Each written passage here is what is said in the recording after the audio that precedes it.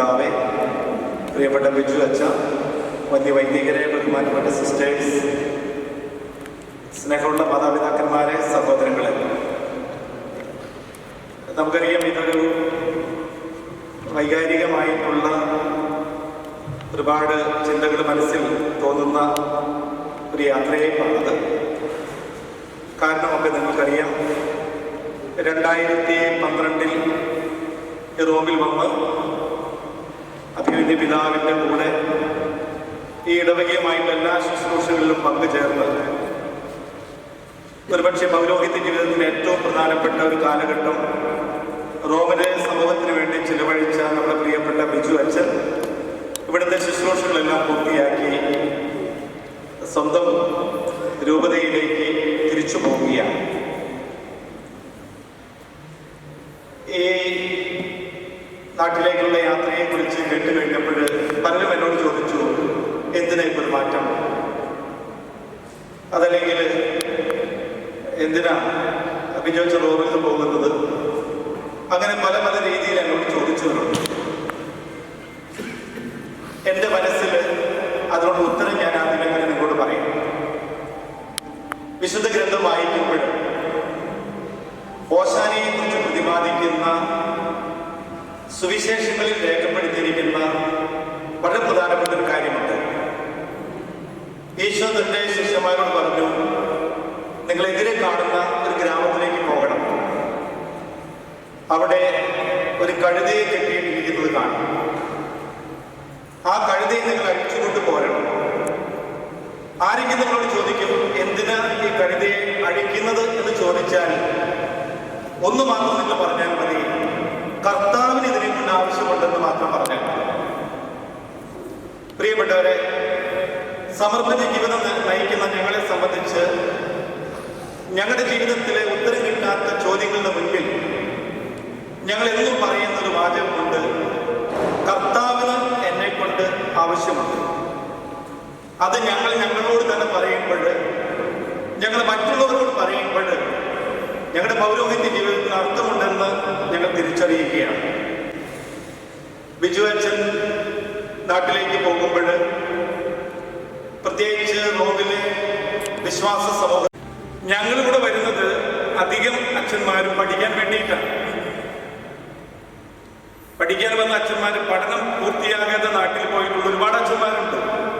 ഇവിടെ വന്ന മാസങ്ങൾ കഴിയുന്നതിന് മുൻപ് തന്നെ ഇവിടുത്തെ സാഹചര്യവുമായിട്ട് പൊരുത്തപ്പെടാൻ പറ്റാതെ നാട്ടിൽ വന്നവരുണ്ട്. നാട്ടിലെ സൗകര്യങ്ങളിലൂടെ കാണാതെ വന്നപ്പോൾ വട്ടുപിടിച്ച അച്ഛന്മാരുണ്ട്. ദീർഘവർഷങ്ങൾ പഠിച്ചിട്ടും പഠനം പൂർത്തിയാക്കാൻ പറ്റാത്തവരുണ്ട്. ബിജു അച്ഛന്റെ പ്രത്യേകത, നമ്മുടെ റോമിലെ കമ്മ്യൂണിറ്റിക്ക് ശുശ്രൂഷ ചെയ്യുന്നതിനിടയിൽ എന്തിനു വേണ്ടി അച്ഛൻ വന്നു എന്നുള്ള കാര്യം അച്ഛൻ ഒരിക്കലും മറന്നില്ല. അച്ഛൻ 2 ലൈസൻഷിയേറ്റ് മാസ്റ്റേഴ്സ് ഡിഗ്രി പൂർത്തിയാക്കി, കാനൻ ലോയിൽ ഡോക്ടറേറ്റ് പൂർത്തിയാക്കി.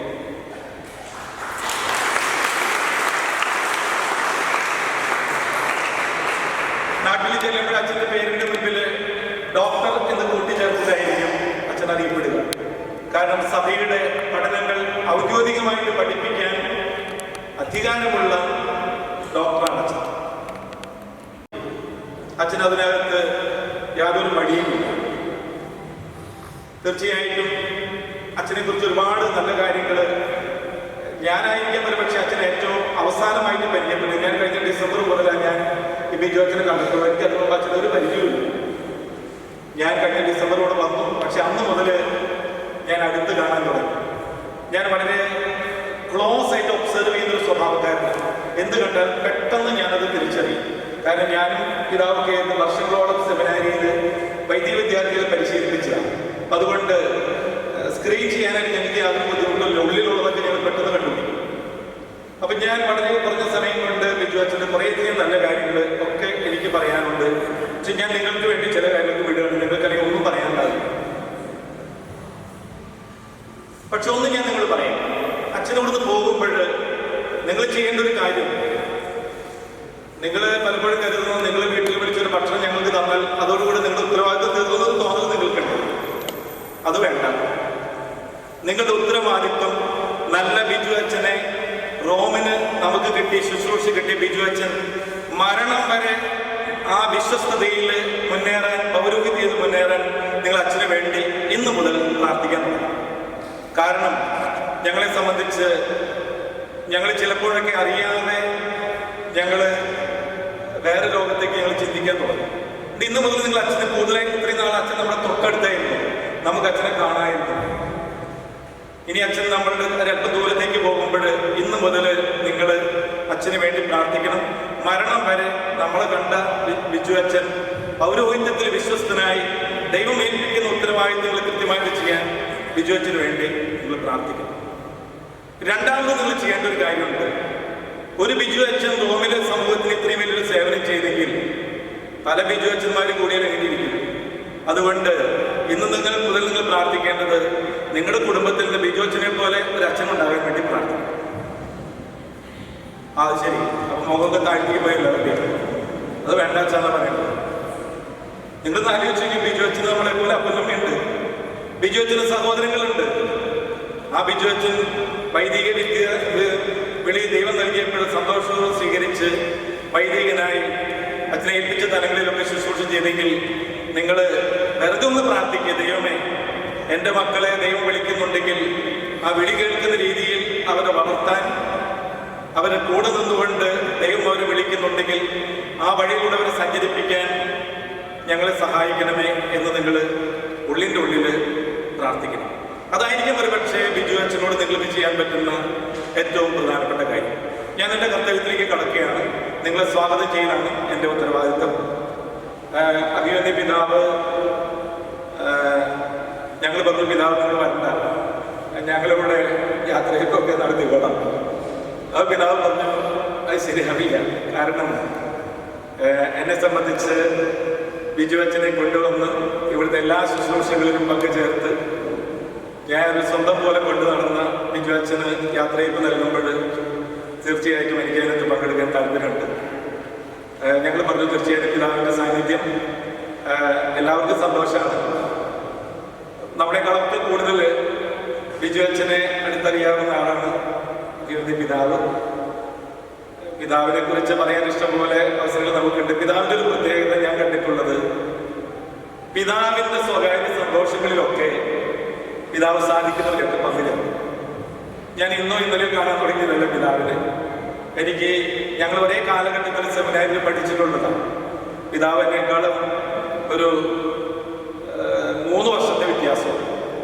ഞങ്ങൾ ഒരേ സെമിനാരിയിൽ ജ്യേഷ്ഠാചാര്യന്മാരെ പോലെ പഠിച്ചു. അന്നു മുതൽ ഞാൻ കാണുന്ന പിതാവിൻ്റെ പ്രത്യേകത, പിതാവിൻ്റെ സൗകര്യങ്ങളും സന്തോഷങ്ങളും എന്തൊക്കെയുണ്ടോ അതിലൊക്കെ നമ്മുടെ പിതാവ് പങ്കിടുന്നു.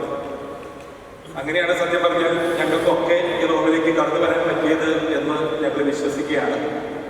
അപ്പം ഇന്നത്തെ ഈ യോഗത്തിൽ ബിജു അച്ഛനോടുള്ള ഒരു ആത്മബന്ധം പ്രകടമാക്കി ബിജു അച്ഛനെ യാത്രയപ്പ് നൽകാനായിട്ട് ഞങ്ങളുടെ കൂടെയുള്ള അഭിവന്യ പിതാവിനെ റോമിലുള്ള വിശ്വാസ സമൂഹത്തിൻ്റെ പേരിൽ വളരെ സ്നേഹത്തോടുകൂടെ ഞങ്ങളുടെ ഇടയിലേക്ക് ഞങ്ങൾ സ്വാഗതം ചെയ്യുന്നു.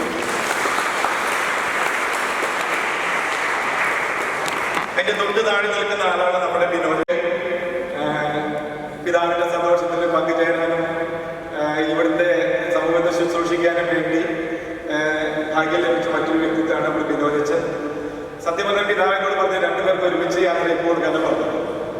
അപ്പം ഞാൻ പറഞ്ഞു അത് വേണ്ട വിനോദിച്ചൻ, ഇപ്പം അത് ചിലപ്പോൾ ഒരാളുടെ യാത്രയെ തന്നെ താങ്ങാൻ പറ്റുന്നില്ല. അപ്പം 2 പേർക്ക് കൂടിയായാൽ ഇവിടെ ഹൃദയം പൊട്ടി ആളുകൾ മരിക്കും.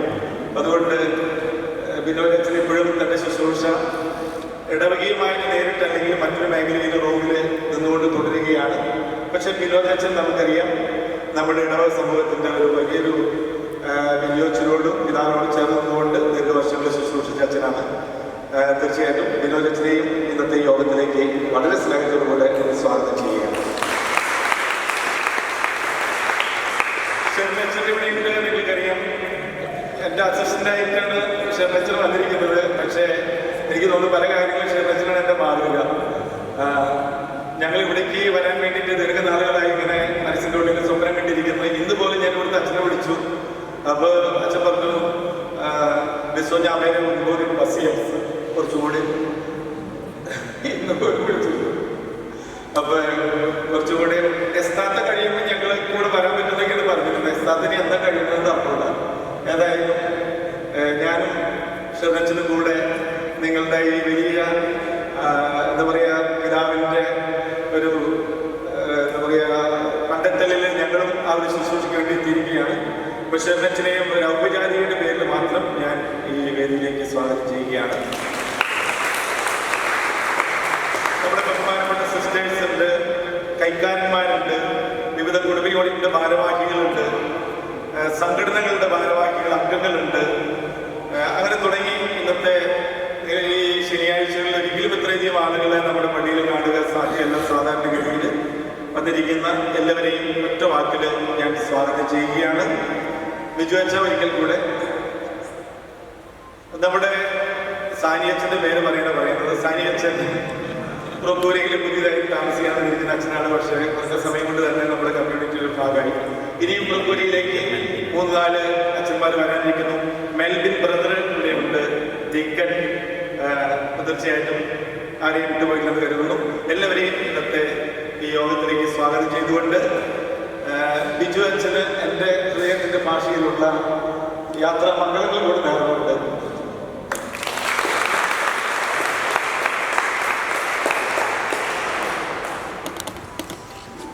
അനുഗ്രഹ പ്രസംഗത്തിനായി ബഹുമാനപ്പെട്ട ശ്രീപിതാവിനെ സ്നേഹപൂർവ്വം ക്ഷണിക്കുന്നു. സ്നേഹമുള്ള ബിജു അച്ഛ, ബാബു അച്ഛ, വിനോദ് അച്ഛ, അതുപോലെ തന്നെ സാനിച്ച, ഡിക്കൻ, മെൽബിൻ, ബഹുമാനപ്പെട്ട സിസ്റ്റേഴ്സ്, ഏറ്റവും സ്നേഹമുള്ള സഹോദരന്മാരെ, കുഞ്ഞുമക്കളെ, ഞാൻ ഉച്ചയ്ക്ക് പൂരയിൽ നമ്മൾ വിളിക്കേണ്ട അച്ഛന്മാരെയും അതുപോലെ സിസ്റ്റേഴ്സിനെയും കൂട്ടി ഉള്ള ഒരു സെൻഡ് ഓഫ് ഗ്യാതറിംഗ് ആയിരുന്നു. വളരെ സന്തോഷത്തിൽ 25 പേരോളം ഉണ്ടായിരുന്നു. അന്ന് ഞാൻ ഉച്ചയ്ക്ക് സംസാരിച്ചപ്പോൾ ഞാൻ പറഞ്ഞു, ജീവിതത്തിൻ്റെയൊക്കെ എല്ലാ ജീവിതങ്ങളുടെയും ഒരു രത്ന ചുരുക്കം. We part to meet and we meet to part. And every parting is a foretaste of Good Friday. And every meeting is a foretaste of resurrection.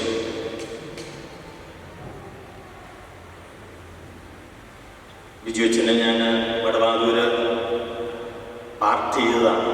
അവിടെ മീറ്റ് ചെയ്തു. പിന്നെ ബിജു അച്ഛൻ അവിടെ നിന്ന് പോയി. വീണ്ടും ഇവിടെ കൂടിച്ചേരാനായിരുന്നിരിക്കണം. അവിടെ ഞങ്ങൾ വേർപിരിഞ്ഞത്. വീണ്ടും ഇവിടെ ഒരുമിച്ച് കൂടി 9 വർഷം കഴിഞ്ഞു. വീണ്ടും ഇവിടെ പിരിയുക.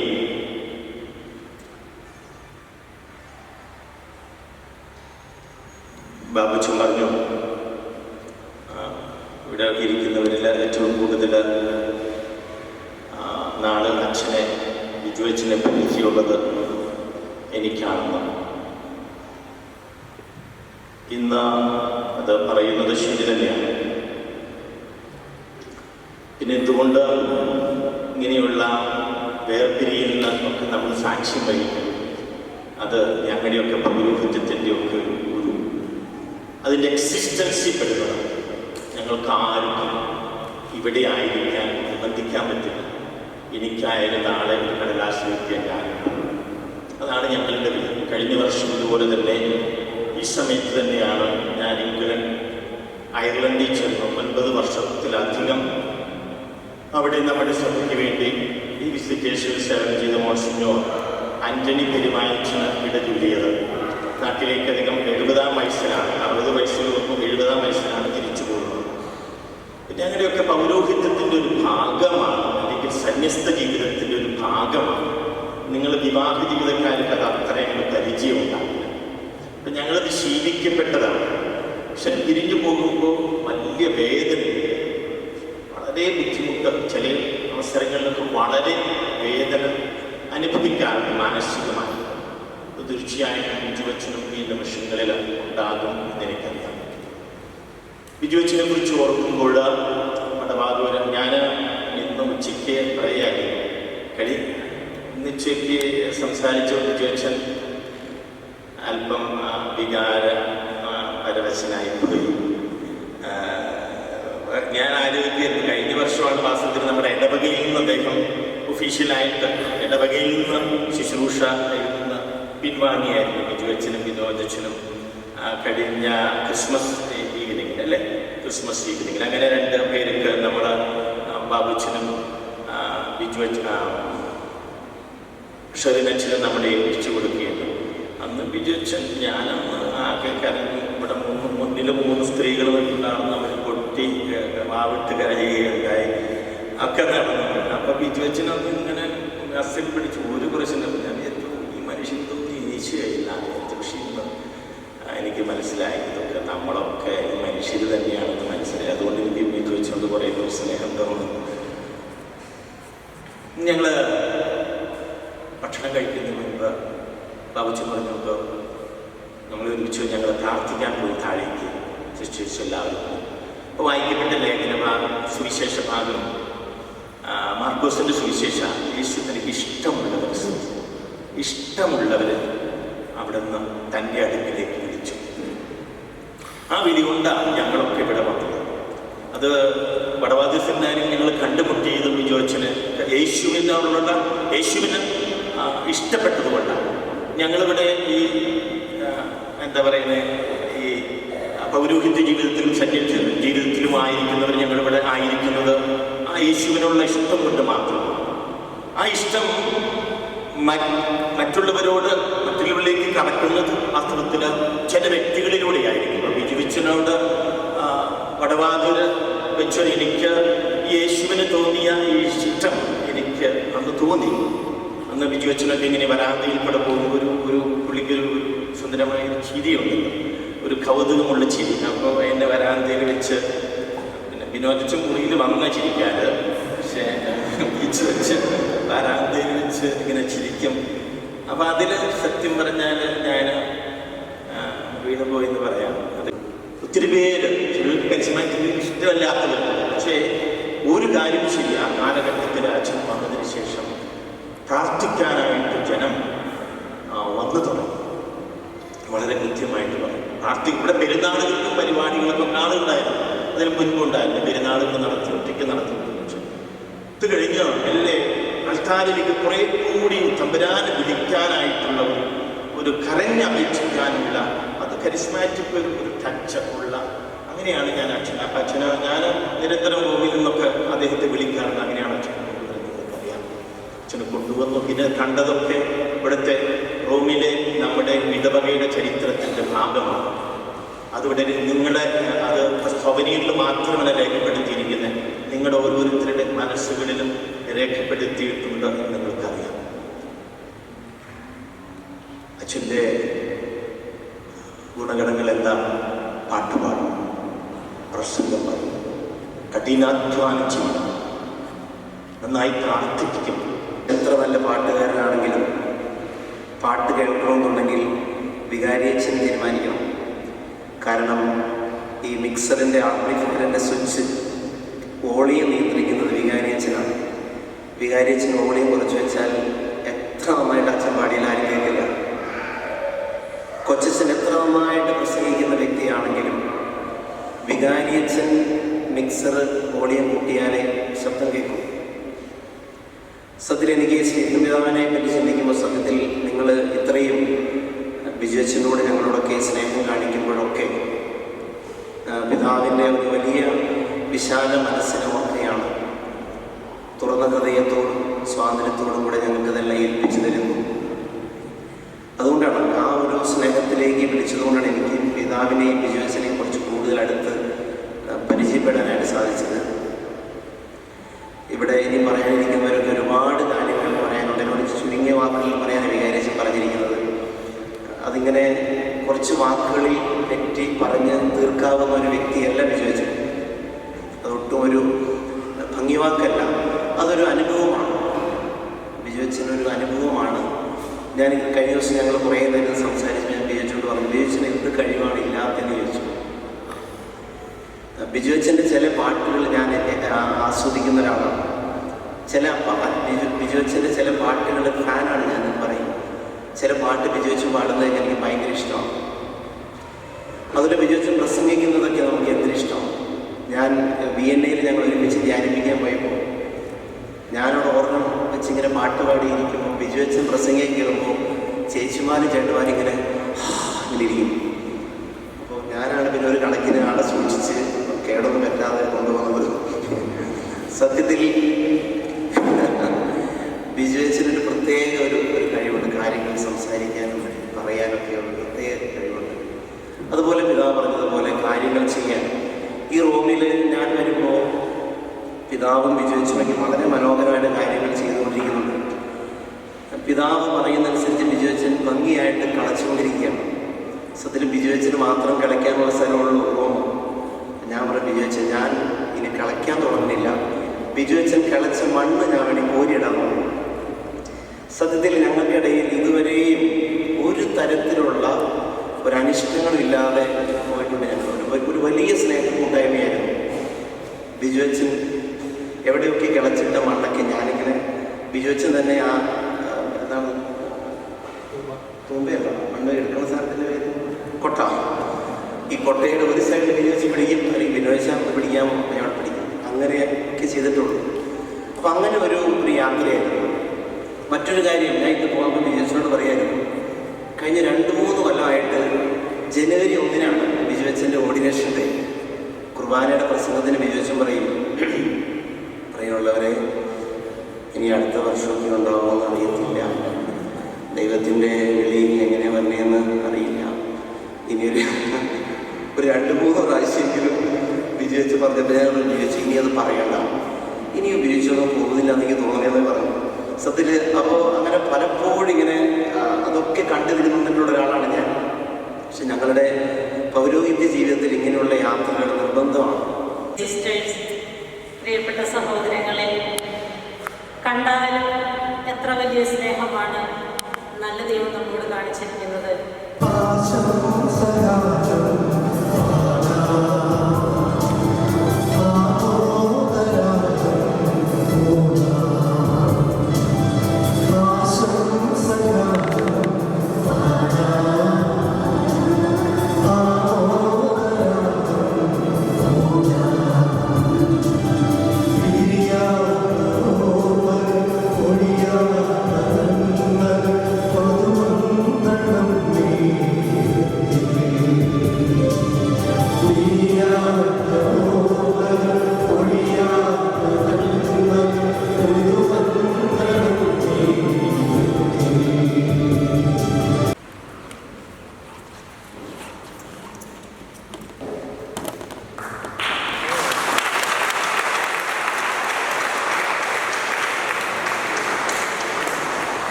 പ്രിയപ്പെട്ടവരെ, ബിജുവച്ചൻ്റെ മുറിയിൽ നമ്മുടെ റൂമിൻ്റെ ഓർമ്മ കാണത്തക്ക രീതിയിൽ അച്ഛൻ്റെ ഫോട്ടോ ആലേഖനം ചെയ്തിരിക്കുന്ന ഒരു മെമൻറ്റോ ആണ് ഞങ്ങളെ മറക്കാതിരിക്കാനായിട്ട് അച്ഛനെ തന്നുവിടുന്നത്. Love and gratitude to reverend doctor Biju Muttathukunnel. 8 years long committed service to Syro Malabar community Rome 2012-2020. Santhome pastoral centre Rome 25/9/2021.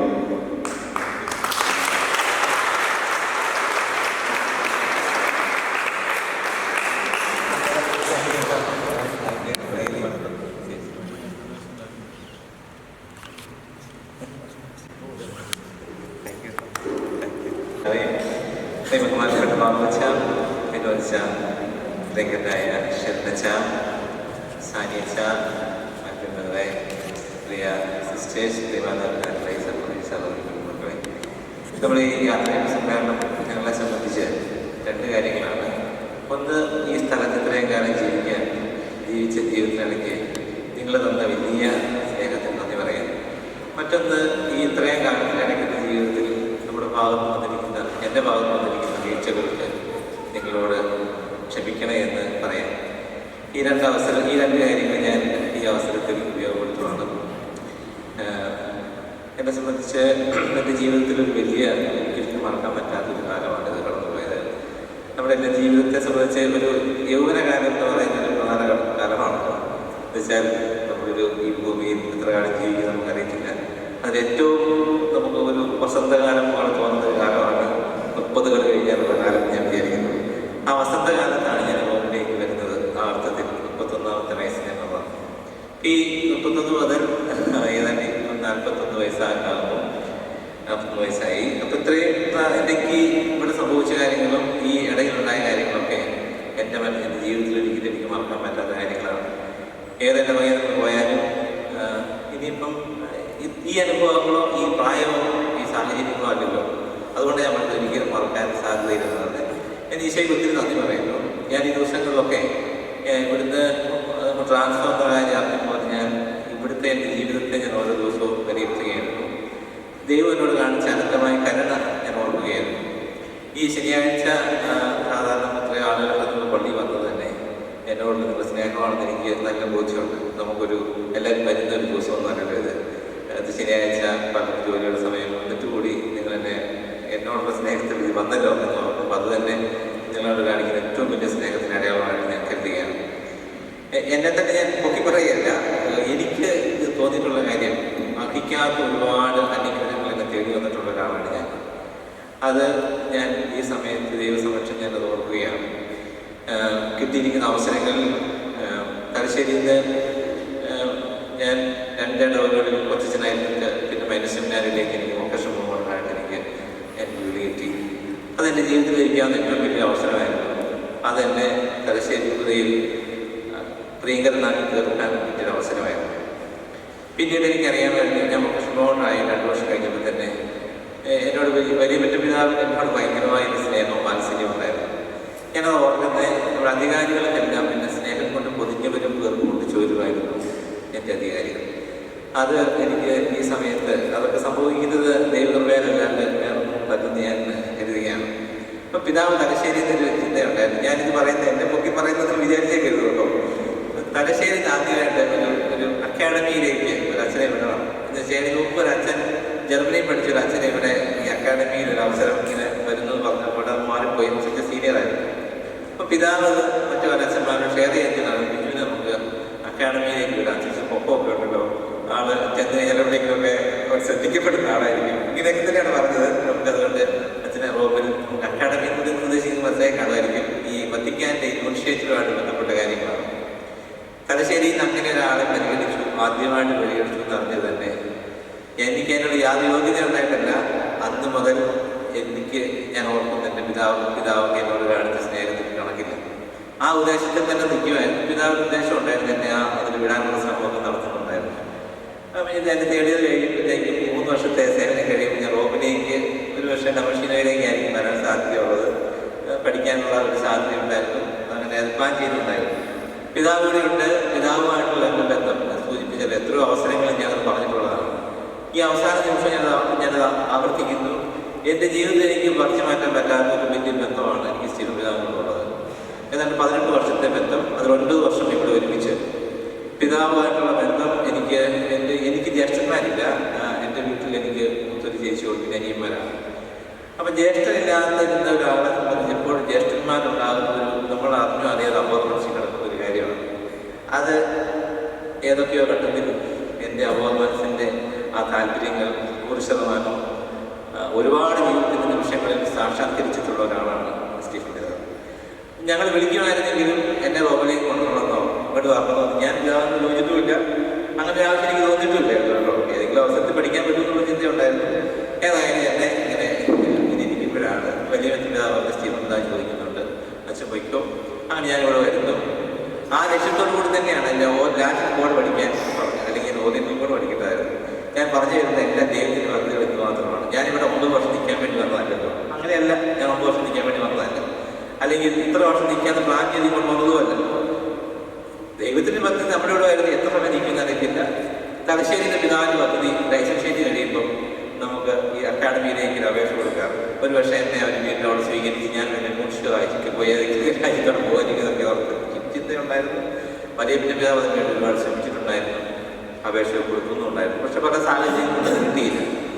പിന്നെ നമ്മൾ വളരെ അങ്ങനെ മുന്നോട്ട് പോയി. ലാറ്റിൻ കോഡ് അങ്ങനെ പഠിക്കാൻ പോയതുകൊണ്ട് എനിക്ക് പെട്ടെന്ന് നമ്മുടെ ഡോക്ടറേറ്റ് തീർക്കാൻ പറ്റി. 1 വർഷം ഏതാനും മാസങ്ങൾ എടുത്തുള്ളൂ. പിന്നീട് അത് കഴിഞ്ഞപ്പോൾ എനിക്ക് ഓറിയന്റൽ കോഡ് ലൈസൻസ് ചെയ്യാൻ പറ്റി. ഞാൻ ചിന്തിക്കുന്നത് എനിക്കൊണ്ട് കൂടി ബൈബിൾ പഠിക്കാനായിരുന്നു താല്പര്യം. പക്ഷേ എൻ്റെ പഠന മേഖലയിലെല്ലാം ദൈവം എന്നെ അതുപോലെ വഴി നടത്തി. ഞാൻ പറഞ്ഞു വരുന്നത് ഇവിടെ വരുമ്പോൾ ഇത്ര വർഷം നിൽക്കണം എന്നുള്ള ആഗ്രഹമൊന്നും എനിക്കില്ലായിരുന്നു. ഇതൊക്കെ യാദൃശ്ചികതയിൽ സംഭവിച്ചു പോകുന്ന കാര്യമല്ലേ. ഞാൻ ലൈസൻസ് ചെയ്ത് കഴിഞ്ഞപ്പോൾ ഒന്ന് പോയേക്കാമെന്ന് ചിന്തിച്ചത് നാട്ടിലേക്ക് പോകാം, അല്ലെങ്കിൽ നമുക്കൊരു വേറെ സ്കോളർഷിപ്പിലേക്ക് മാറുന്നതിനെ കുറിച്ചൊക്കെ എൻ്റെ മനസ്സിൽ ചിന്തയുണ്ടായിരുന്നു. ഒരുപക്ഷെ അന്ന് പിതാവിനോടൊക്കെ ചോദിച്ചിരുന്നെങ്കിൽ, പക്ഷെ അങ്ങനെ അവരവസ്ഥ വന്നിട്ടാണ് പിന്നെ അതങ്ങനെ ഓരോ ഘട്ടത്തിൽ പോയി. അതിനെല്ലാം കാരണം നമ്മുടെ ഈ ഇടവകയുടെ വളർച്ചയിൽ സ്റ്റീഫൻ പിതാവ് വികാരിയായിട്ട് വരുന്നു, പിന്നെ മോൺസിഞ്ഞോറാകുന്നു, പിന്നെ മെത്രാനാകുന്നു, അപ്പസ്തോലിക് വിസിറ്റേഷൻ ഉണ്ടാകുന്നു. അങ്ങനെയുള്ള ഓരോ സാഹചര്യങ്ങളിൽ ഞാനങ്ങനെ നിന്ന് പോയതാണ്. അല്ലാണ്ട് ഞാൻ ഇത്ര വർഷം നിൽക്കാൻ നേരത്തെ പ്ലാൻ ചെയ്ത് വന്നൊന്നുമല്ല. ഞാനിപ്പോൾ ഓർക്കുന്നു, ഇതെല്ലാം ദൈവത്തിൻ്റെ പദ്ധതിയാണ്. ഞാൻ 2020 പോകാൻ നിന്നാണ്. അന്ന് നിൽക്കാൻ പറഞ്ഞപ്പോൾ നിന്നു, ഇന്ന് പോകാൻ പറഞ്ഞപ്പോൾ പോകുന്നു, അത്രേ ഉള്ളൂ. ഇതിനകത്ത് ഞങ്ങളെ സംബന്ധിച്ചിടത്തോളം ഞങ്ങളുടെ ഉത്തരവാദിത്വം ഏൽപ്പിക്കുന്നത് അത് ചെയ്ത് പോകുക എന്നുള്ളതാണ്. ഈ ഇടവകയെ സംബന്ധിച്ച് എനിക്ക് പറയാനുള്ളത്, റോമിലെ ജനത്തോട് എനിക്ക് പ്രവാസികൾക്കിടയിൽ ചെയ്യാൻ കിട്ടിയ അവസരം എനിക്ക് ഒരു തരത്തിലും എനിക്ക് മറക്കാൻ പറ്റില്ല. നിങ്ങളുടെ സ്നേഹം, റോമിലെ ജനത്തിൻ്റെ സ്നേഹം എനിക്ക് ഒരിക്കലും മറക്കാൻ പറ്റില്ല. നിങ്ങളുടെ പലരുടെയും പറഞ്ഞില്ലേ, നമ്മുടെ ഒരു മനുഷ്യൻ്റെ വിഷമങ്ങൾ എന്താണെന്ന് വ്യക്തമായിട്ട് മനസ്സിലാക്കാറുണ്ട്. നമ്മൾ ഇവിടുത്തെ ജീവിക്കുന്ന സാഹചര്യം, ഒരു പ്രവാസി ഞാൻ ഒരു തരത്തിലും കുറ്റം പറയാൻ തോന്നുകയില്ല. നിങ്ങളുടെ വീടിൻ്റെ സാഹചര്യങ്ങൾ എനിക്കറിയാം, നിങ്ങൾ കടന്നു പോകുന്ന ബുദ്ധിമുട്ടുകൾ അറിയാം. അതൊക്കെ എനിക്ക് കിട്ടിയ ഒരു ഭയങ്കര അനുഭവങ്ങളായിരുന്നു. നാട്ടിലിരിക്കുന്ന ഒരു അച്ഛൻ നിങ്ങൾ പ്രവാസിയായിട്ട് തിരിച്ചു ചെല്ലുമ്പോൾ ഒരുപക്ഷെ നിങ്ങളോട് പള്ളിയോടെ നടക്കുന്നത് ചിലപ്പോൾ പൈസ തന്നെ ചോദിക്കുമായിരിക്കും. അവരിവിടുത്തെ സാഹചര്യം അറിയില്ലാത്തതാണ്.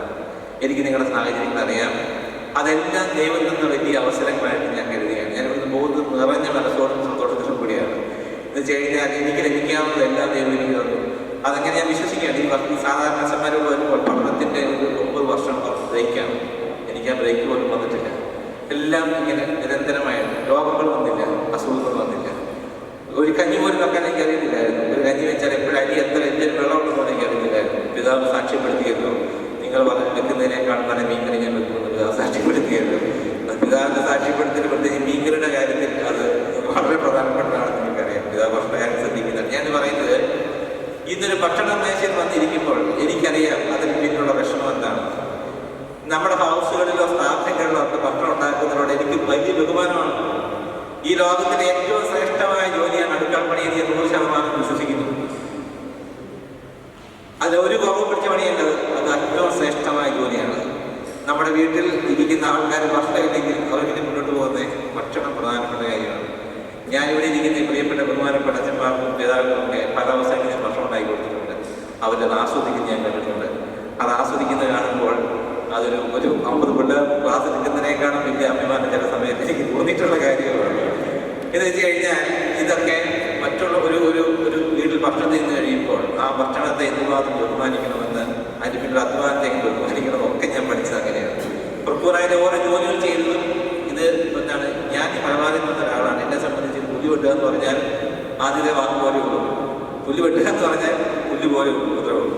അത്ര വലിയ ആ കാര്യം വരുന്നത് നമ്മുടെ സാഹചര്യത്തിൽ അത് ചെയ്തു, അത്രേ ഉള്ളൂ. അല്ലാണ്ട് പുല്ല് വെട്ടാൻ വേണ്ടിയല്ലോ നമ്മൾ അച്ഛന്മാരാകുന്നതിന് വേണ്ടിയിട്ടല്ലോ. ഒരു സാഹചര്യത്തിൽ നമ്മൾ ചെയ്തു. ഇനി ഞാൻ ചില സ്ഥാപനങ്ങളിലാണോ ആവശ്യമെന്ന് നമ്മൾ ചെയ്യും. അങ്ങനെയല്ല അത് വേണ്ടത്. ഞാൻ പഠിച്ചത് അങ്ങനെയാണ്.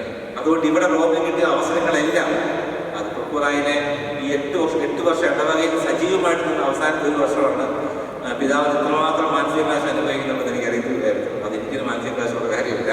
എന്ന് വെച്ചാൽ നമ്മൾ എന്നോട് നിൽക്കുന്ന അന്നത്തെ സാഹചര്യത്തിൽ, പ്രത്യേകിച്ച് കോവിഡ് കാലത്തൊക്കെയാണ് നമ്മുടെ സാമ്പത്തിക സ്ഥിതിയൊക്കെ വെച്ച് അങ്ങനെ ചെയ്തതാണ്. ഞാൻ അതിനൊന്നും എനിക്കൊരു പരിഭവോ സങ്കടമോ ഒന്നുമില്ല. ഇവിടുന്ന് പോകുന്നതെല്ലാം നിങ്ങളുടെ മനസ്സോടു കൂടിയാണ്. നിങ്ങൾ തന്ന സ്നേഹം അതെൻ്റെ മനസ്സിലുണ്ട്. ഒരിക്കലും മറക്കാൻ പറ്റാത്ത സ്നേഹം തന്നിട്ടുണ്ട്. നിങ്ങൾ പലരുടെയും വീട്ടിൽ അംഗമായിട്ട് നിങ്ങൾ എന്നെ കരുതിയിട്ടുണ്ട്. അതൊന്നും എനിക്ക് വിസ്മരിക്കാൻ പറ്റുന്ന കാര്യമല്ല. ഞാൻ ഈ അവസരത്തിൽ ആദ്യകാലത്ത് ഒത്തിരി സംഭവങ്ങൾ അനുഭവങ്ങളുണ്ട്. പിതാവ് ഞാൻ ഒരുമിച്ചൊക്കെ ചേട്ടനിയമ്മേൻ്റെ എന്നാണ് പറഞ്ഞുകൊണ്ടിരുന്നത്. അതെല്ലാം ഞാൻ ഇപ്പോഴും എൻ്റെ മനസ്സിൽ കിടക്കുന്ന സുന്ദരമായ ഓർമ്മകളാണ്.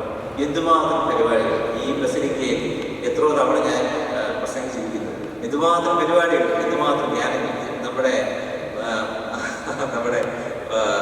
കൊളോസിയത്തിലേക്കുള്ള കുരിശിന് വേണ്ടി ഇതൊന്നും എൻ്റെ ജീവിതത്തിൽ ഏറ്റവും വസന്തകാലത്ത് സംഭവിച്ച കാര്യങ്ങളാണ്.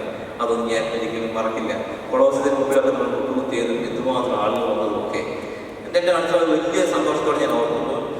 ഈ ആ ലാത്രാ ബസിലിക്കയിലേക്ക് വെറുതെ യൂണിവേഴ്സിറ്റി പോയി കിടന്ന സമയത്ത് ഞാൻ വെറുതെ 85 ബസ്സിലിരിക്കുമ്പോൾ തോന്നിയ ചിന്തയായിരുന്നു, എന്തുകൊണ്ട് നമുക്ക് ഈ കൊളോസിയത്തിന് മുമ്പിൽ നമ്മുടെ ആൾക്കാരെല്ലാം മുട്ടുകുത്തിക്കാൻ മേലെ.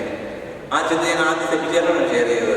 അതിൻ്റെ സാധ്യത വരെ ഉണ്ടോ? അന്ന് കുറേ നാളുകളൊക്കെ സെമിച്ചാറിൻ്റെ ഇടയ്ക്ക് ഭക്ഷണം തരുമായിരുന്നു. ആ വഴിക്ക് ഇങ്ങനെ യാത്ര ചെയ്ത് വരുന്നതുകൊണ്ട് പിതാവിനെ കുറിച്ച് എനിക്ക് പറയാനുള്ളത്, പറയുന്ന ഏത് ആശയത്തെയും കൊച്ചച്ഛൻ പറഞ്ഞ ആശയങ്ങളിലാണ് അപ്പുറത്ത് സ്നേഹത്തോടെ ഒത്തിരി അവസരങ്ങൾ തന്നയാളാണ്. അതുകൊണ്ടാണ് സ്റ്റീഫൻ പിതാവ് എനിക്ക് എൻ്റെ ജീവിതത്തിൽ ഒരിക്കലും മറക്കാൻ പറ്റാത്ത ആളാണ്. ഒരുപാട് തവണ പറഞ്ഞിട്ടുണ്ടെങ്കിലും ഞാൻ വീണ്ടും പറയുന്നത്, എൻ്റെ ഒരു വലിയ ലോകത്തിലേക്ക് കൈപിടിച്ചു വരുത്തിയ ആള് സ്റ്റീഫൻ പിതാവാണ്. അതിന് ഞാൻ എൻ്റെ മരണം വരെ ഓർത്തിരിക്കുന്ന ഒരു കാര്യമാണ്. ഞങ്ങൾ ദൂരെയാണെങ്കിലും അകലെയാണെങ്കിലും ഒക്കെ എൻ്റെ മനസ്സിൽ നിന്ന് എനിക്ക് മാറ്റിയിട്ടുണ്ടെങ്കിൽ ആ നിമിഷം ഞാൻ നന്ദിയില്ലാത്തവനായി മാറും എന്നെനിക്കറിയാം. എല്ലാ മേഖലയിലെയും എൻ്റെ പിതാവ് വന്നതെല്ലാം സത്യമാണ്. പല സ്ഥലത്തും കൊണ്ടുപോയതും എത്തിച്ചതും എല്ലാം പിതാവാണ്. ഞങ്ങൾക്ക് ഒരുമിച്ച് പ്രവർത്തിക്കാൻ പറ്റി. ആ 9 വർഷത്തെ ഒരുമിച്ചുള്ള ജീവിതം തൽക്കാലത്തേക്ക് അവസാനിക്കുകയാണ്. മലപ്പുറം പറഞ്ഞതല്ല, തൽക്കാലത്തേക്കായിരിക്കും. ഓക്കെ, എനിക്ക് ഒരു പക്ഷേ ഇനിയും ഞങ്ങൾ ഒരുമിച്ച് പ്രവർത്തിക്കുന്നില്ലെങ്കിൽ പോലും ഒരുമിച്ച് പല അവസരങ്ങളിലും ഉണ്ടായിരുന്നു. സ്നേഹം പ്രകടിപ്പിക്കാനൊക്കെയുള്ള അവസരങ്ങളുണ്ടാകും. അതെല്ലാം എൻ്റെ മനസ്സിലുണ്ട്. ഇപ്പോഴേക്കും അച്ഛന്മാരെ കുറിച്ച് എല്ലാം എനിക്കത് പറയേണ്ടി വരും. ഇപ്പം വിനോദൻ ഞാൻ പറഞ്ഞല്ലോ, എനിക്കൊരു അനിയനെ പോലെയായിരുന്നു. കുറേയൊക്കെ എൻ്റെ ജീവിതം, ഒന്നിച്ചുള്ള ജീവിതം വളരെ ആസ്വദിച്ചിട്ടുണ്ട്. ഞങ്ങളങ്ങനെ വഴക്കൊന്നും ഉണ്ടാക്കിയിട്ടില്ല. വിനോദത്തിന് ഈഗോയുടെ പ്രശ്നമുള്ള ഒരാളല്ല വിനോദൻ. അതുകൊണ്ട് തന്നെ 2 കൊച്ചന്മാർ അടുത്തടുത്ത പ്രായമുണ്ടെങ്കിൽ കുശിപ്പാണ് ആദ്യത്തെ വരേണ്ട കാര്യം. വിനോദത്തിന് അയലോക്കത്തോടെ പോകുന്ന സാധനമാണ് കുശിപ്പ്. അതുകൊണ്ട് തന്നെ അദ്ദേഹം എനിക്കോ ഞാൻ അദ്ദേഹത്തിനോ ഒരിക്കലും അങ്ങനെ അർത്ഥത്തിൽ വഴക്കുണ്ടാക്കിയിട്ടില്ല. ഞങ്ങൾക്ക് ആവശ്യം വന്നിട്ടില്ല. വിനോദത്തിൻ്റെ വളർച്ചയിലും എല്ലാം സന്തോഷത്തോടെ നോക്കി നിൽക്കാൻ ചേട്ടനെ പോലെ നിൽക്കാൻ പറ്റുന്നുണ്ടെന്നാണ് ഞാൻ കരുതുന്നത്. സനലിവിടെ ഇല്ല. സനലച്ഛനുമായിട്ട് വലിയ സൗഹൃദം ഉണ്ടായിരുന്നു. സനലച്ഛൻ്റെ പഠനത്തെ കുറിച്ചാൻ പറ്റി ഞാൻ അച്ഛനെയും നന്ദിയോട് ഓർക്കുന്നു. ബാബുവച്ചൻ വികാരിയായിട്ട് ഇത്രയും ഗംഭീരമായ ഒരു യാത്രയെ എനിക്ക് വേണ്ടി ബഹുമാനപ്പെട്ട ബാബുവച്ചൻ തയ്യാറാക്കിയിരുന്നു. ഞാൻ അച്ഛനോട് പറഞ്ഞ എത്രയൊന്നും ആവശ്യമില്ല. ഇതൊന്നും അർഹതപ്പെട്ട ആളല്ല ഞാനെന്ന് എനിക്കറിയാം. എന്നതിനെ കുറിച്ച് പറയുന്നതല്ല. എൻ്റെ കുറവുകളും കുറ്റങ്ങളും ഒക്കെ ഞാൻ തന്നെ വിലയിരുത്തുമ്പോൾ ദൈവം ഒത്തിരി പിടിച്ചതുകൊണ്ട് നിങ്ങളുടെ മുമ്പിൽ ജനിച്ചിരിക്കുന്നത് മാത്രം ഞാൻ പറയുന്നു. അത്രയും കുറ്റങ്ങളും കുറവുകളൊക്കെ ഉണ്ടെങ്കിലും കർത്താവ് നമ്മളെ കൊണ്ട് നടക്കുകയാണല്ലോ. അപ്പോൾ നിങ്ങളുടെ പ്രാർത്ഥനയെ എന്നെ ഓർക്കണമേ എന്നും ഞാൻ വീണ്ടും ഒത്തിരി പേരുകൾ പറഞ്ഞിരിക്കും നന്ദി പറയാനുള്ളതായിട്ടുണ്ട്. പക്ഷേ സമയമില്ലാത്തത് അത് പറയുന്നില്ല. നിങ്ങൾ ഓരോരുത്തരുടെ മനസ്സിലുണ്ട്. നിങ്ങൾ പലരും വളരെ ക്ലോസ് ആയിട്ട് എന്നെ സ്നേഹിച്ചിട്ടുണ്ട്. നിങ്ങൾ കുടുംബത്തിലെ ഒരാളായിട്ട് കരുതിയിട്ടുണ്ട്. ഏതൊരു കാര്യത്തിലും വിളിച്ചിട്ടുണ്ട്. അത്രയും സ്നേഹം കിട്ടിയിട്ടുള്ള ഒരു സ്ഥലമായിരുന്നു. പ്രത്യേകിച്ച് 9 വർഷത്തെ ഒരു സ്ഥലത്തെ ജീവിതം എന്ന് പറയുമ്പോൾ അങ്ങനെയാണ്. ഞാൻ നിങ്ങളോട് ബാക്കിയുള്ള പ്രവൃത്തിയിലോ പ്രത്യേകിച്ച് ആദ്യകാലം ഞാനാണെങ്കിൽ ഒരു വർക്കുണ്ടാക്കുന്ന ആളോ അല്ലെങ്കിൽ ദേഷ്യപ്പെടുന്ന ആളൊന്നും ആയിരുന്നില്ല. ചില പ്രത്യേക സാഹചര്യങ്ങൾ കൊണ്ട് ആദ്യം പ്രസംഗിച്ചിട്ട് അങ്ങനെ ആയിപ്പോയതാണ്. തലശ്ശേരി ഏതിടമായി ചോദിച്ചു കഴിഞ്ഞാൽ ബുദ്ധിമുട്ട് തോന്നുന്ന അവസരങ്ങൾ ചോദിച്ചു കഴിഞ്ഞാൽ ആദ്യം ദേഷ്യപ്പെടുന്ന ഒരാളാണെന്ന് ചോദിച്ചാൽ നിങ്ങൾ എന്നെക്കുറിച്ച് അങ്ങനെ കേൾക്കുകയില്ല. കണ്ണൂർ കൊണ്ട എന്നെക്കുറിച്ചൊരു ഫേസ്ബുക്ക് പോസ്റ്റ് വന്നു കഴിഞ്ഞപ്പോൾ തലശ്ശേരി ഒരുപാട് അച്ഛന്മാരെ വിളിച്ചു, നിന്നെക്കുറിച്ച് എങ്ങനെ കേൾക്കുന്നത്, നിന്നെക്കുറിച്ച് എങ്ങനെയാണ് ഇത് കേൾക്കുന്നത്, എനിക്കിങ്ങനെ പൊക്കം വരുമ്പോഴെന്ന് മാത്രമേ ഉള്ളൂ. അങ്ങനെ വളരെ സരളങ്ങളൊക്കെയാണ് എന്ന് വെച്ച് കഴിഞ്ഞാൽ അങ്ങനെ സാഹചര്യത്തിൽ അങ്ങനെ നമുക്കറിയാം. ആദ്യഘട്ടങ്ങളിലൊക്കെ അന്ന് വികാരിച്ചിന് വേണ്ടി ജീവിക്കുക എന്നുള്ളതായിരുന്നു കൊച്ചച്ഛൻ്റെ കടമ. അത് ഞാൻ അക്ഷരാർത്ഥത ചെയ്തിട്ടുണ്ടെന്നുള്ള ആത്മവിശ്വാസം തന്നെയാണ് എനിക്കുള്ളത്. ഞാനന്ന് പിതാവിന് വേണ്ടി, വികാരിക്ക് വേണ്ടി, ഇടവകയ്ക്ക് വേണ്ടി എന്നെ കൊണ്ട് പറ്റുന്നത് ചെയ്തിട്ടുണ്ട്. ദൈവം തന്ന കഴിവുകളൊക്കെ ഉപയോഗിച്ചിട്ടുണ്ടെന്ന് ഞാൻ വിശ്വസിക്കുന്നു. ഞാൻ നീട്ടുന്നില്ല. നിങ്ങൾ ഇത്രയും ക്ഷമാപണം കാത്തിരുന്നതിന് പ്രത്യേകം നന്ദി പറയുന്നു. ഭക്ഷണം ഒരുക്കിയവരെയും നമ്മൾ എത്രയോ പരിപാടി വിളിച്ച് നടത്തിയിട്ടുണ്ട് അല്ലേ? എല്ലാം എൻ്റെ മനസ്സിൽ വരുമ്പോൾ തലശ്ശേരിയിലേക്ക് നിങ്ങൾക്ക് പ്രത്യേക സ്വാഗതം. ഞാൻ പോകുന്നത് തലശ്ശേരി ബിഷപ്പ് ഹൗസിലേക്ക് ചെല്ലാനാണ് പിതാവിന് പറഞ്ഞിരിക്കുന്നത്. കേരളക്കാട്ട് പിതാവ് ആണ് എൻ്റെ പിതാവ്, അമ്മൻ പിതാവ്. വളരെയേറെ ഇപ്പം നമുക്ക് എല്ലാ പിതാക്കന്മാർക്കും എല്ലാ അച്ഛന്മാർക്കും പിതാക്കന്മാരുടെ അടുത്തുകൊണ്ട് എനിക്ക് എൻ്റെ പിതാക്കന്മാരുടെ അതുപോലെ ഒരു വലിയ സൗഹൃദവും ബന്ധമുണ്ട്. ഏതൊരു കാര്യത്തിലും അത്രത്തോളം. അതുകൊണ്ട് എനിക്ക് തിരിച്ചു ചെല്ലുന്നതൊക്കെ എൻ്റെ വീട്ടിലേക്ക് ചെല്ലുന്ന വലിയ ലോകത്തിലേക്ക് തന്നെ ചെല്ലുന്ന പ്രതീതിയാണ്. അഭ്യന്യ വലിയ പിതാവിനെ, നമ്മുടെ സാന്നിധ്യ പിതാവിനെ ഞാൻ നന്ദിയോടെ ഓർക്കുന്നു.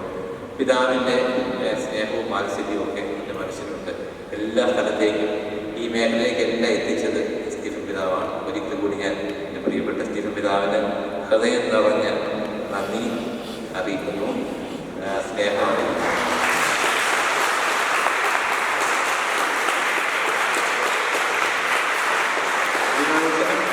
ബാബുച്ചനും ഒപ്പം നമ്മുടെ പ്രിയങ്കരനായ ശരണച്ചനും നിഷ്കളങ്കനായ ഒരു കുട്ടനാടുകാരനാണ്. എത്രയും നിഷ്കളങ്കനായ അച്ഛനെ കണ്ടിട്ടില്ല. ഞാൻ വെറുതെ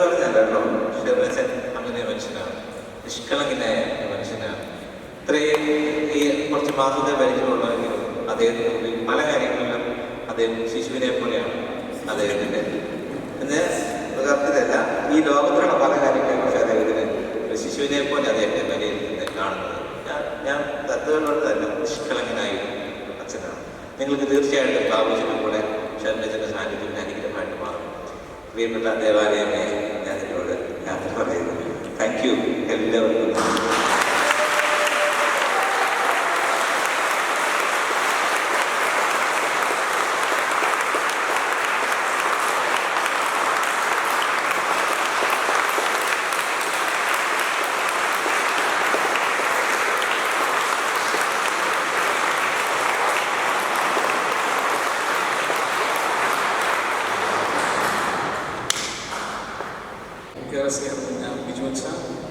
വിനോദിച്ച സാനിയച്ച പ്രിയപ്പെട്ട കുടുംബാംഗങ്ങളെ, ഇത്രയും നേരമായിട്ട് എല്ലാവരും വളരെ ത്യാഗത്തോടെ ഇരിക്കുകയാണ്. ഞാനധികം നിൽക്കുന്നില്ല. ഇതൊരു സന്തോഷത്തിൻ്റെ അവസരമെന്ന് ചോദിച്ചാൽ അല്ല, അല്പ ദുഃഖത്തിൻ്റെ അവസരമാണ്. കാരണം നമുക്കേറെ പ്രിയപ്പെട്ട നമ്മുടെ ബിജുവച്ചൻ തൻ്റെ നീണ്ട ശുശ്രൂഷകൾക്ക് ശേഷം നാട്ടിലേക്ക് പോവുകയാണ്. നിങ്ങളെല്ലാം ഇവിടെ ആയിരിക്കുന്നത് അച്ഛനോടുള്ള വലിയ ആത്മബന്ധത്തിൻ്റെ ഒരു പ്രകാശനമാണ്. ഇവിടെ ഇരിക്കുന്നവരുടെ ഹൃദയങ്ങളിലൊക്കെ വേദനയുണ്ടെന്നറിയാം.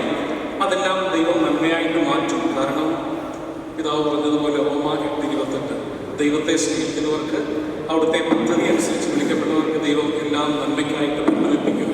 അച്ഛൻ്റെ ഇവിടെ നിന്നുള്ള മാറ്റം അച്ഛൻ്റെ ഭാവി ജീവിതത്തിന് ദൈവം അനിവാര്യതയായി കണ്ടുകൊണ്ടാവാം ഇതെല്ലാം സംഭവിക്കുന്നത്. അതെല്ലാം ദൈവകരങ്ങളിൽ നമുക്ക് വിട്ടുകൊടുക്കാം. എല്ലാം ദൈവം നന്മയ്ക്കായിട്ട് മാറ്റും എന്ന് ഉറച്ചു വിശ്വസിക്കാം.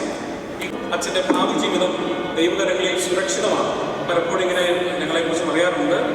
അച്ഛന്മാരെ കുറിച്ച് പ്രത്യേകിച്ച് പെട്ടിയിലാകുന്നവരെ പെട്ടിയുമായുള്ള ഇടപാടാണ് പട്ടക്കാരൻ്റെ ജീവിതം. മനസ്സിലായെന്ന് വിചാരിക്കുന്നു. പെട്ടിയിലാകുന്നതുവരെ പെട്ടിയുമായുള്ള പെടാപ്പാടാണ് പട്ടക്കാരൻ്റെ ജീവിതം എന്ന് പറഞ്ഞാൽ ഇതിലോട്ട് പോകുന്നത് വരെ സ്വന്തമായി ഒരു സ്ഥലമില്ലാത്ത ആളാണ്. ഒരു കടലാസ് വരുമ്പോൾ ഇവിടുന്ന് വെച്ച പെട്ടി എടുത്തോണ്ട് അടുത്ത സ്ഥലത്തേക്ക് പോകും. അടുത്ത കടലാസ് എടുക്കുമ്പോൾ ആ പെട്ടി കൊണ്ട് അടുത്ത സ്ഥലത്തേക്ക്.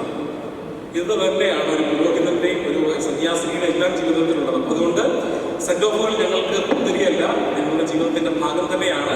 കാരണം ഒരാൾ മാറി അടുത്തയാൾ വരുമ്പോൾ അവിടെ കൂടുതൽ ഫ്ലോറിഷ് ചെയ്യും. ഇവിടെ പോകുന്ന ആൾക്ക് മറ്റു സ്ഥലങ്ങളിൽ കൂടുതൽ നന്നായിട്ട് ശുശ്രൂഷ ചെയ്യാൻ പറ്റും. ഇത് വൈദിക ജീവിതത്തിന്റെ സമർപ്പണ ജീവിതത്തിന്റെ ഭാഗമാണ്. അതുകൊണ്ട് ഈ സെന്റ് ഓഫും നമ്മുടെ ബിജുവച്ചനെ സംബന്ധിച്ചിടത്തോളം അനുഗ്രഹമാകട്ടെ എന്ന് ആശംസിക്കുന്നു. ദൈവം അബ്രാഹത്തിന് കൊടുത്ത ആ ഒരു വലിയ അനുഗ്രഹം നീ ഒരു അനുഗ്രഹമായിരിക്കും.